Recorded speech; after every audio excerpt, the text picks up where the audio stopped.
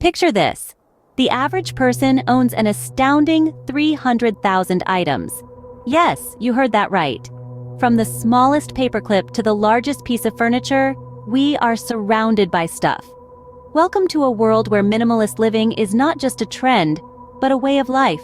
A world where every item has its place, and where space, no matter how small, is maximized to its full potential. Welcome to the world of tiny homes. Take, for instance, the story of Tom and Sarah. They live in a 200-square-foot home in the heart of the city. Their secret to maintaining an organized and clutter-free space? Shelves, lots and lots of shelves. They have shelves under their bed, behind their doors, even on their ceiling.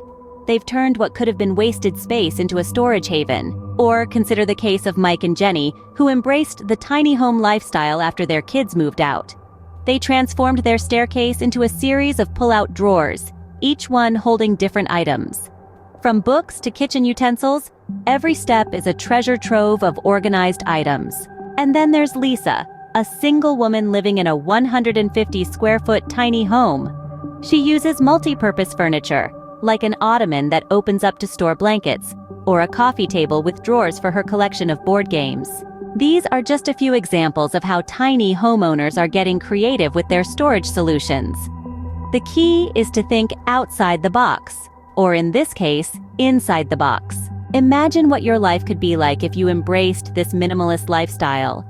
Not only would you have less clutter, but you would also have more time and energy to focus on the things that truly matter. So, why not give it a try? Start small, maybe with that cluttered drawer or crowded closet. Use some of the ideas from this video, or come up with your own.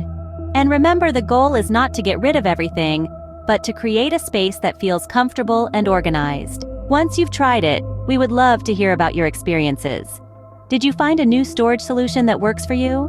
Did you discover a new favorite piece of multi-purpose furniture?